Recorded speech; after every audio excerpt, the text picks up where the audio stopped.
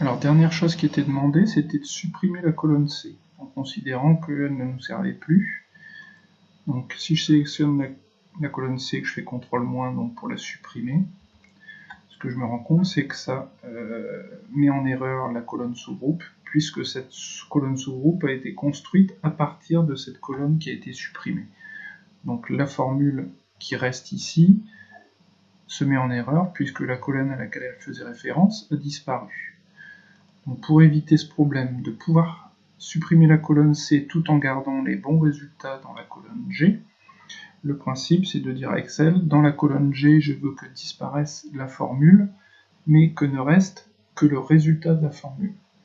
Et donc ça, on l'avait déjà fait une fois ensemble. Ce qu'on va faire, c'est qu'on va faire un copier de la colonne G qu'on va coller sur elle-même, un copier-coller sur elle-même, sauf que ça ne va pas être un coller global, c'est qu'on va copier et qu'on va faire un collage spécial valeur. C'est-à-dire qu'il va ne garder dans cette colonne G que les résultats des formules et pas la formule en elle-même. Donc je sélectionne ma colonne G, je fais un copier, il met en mémoire tout ce qu'il y a dans la colonne G, les formules, le format, le résultat, etc.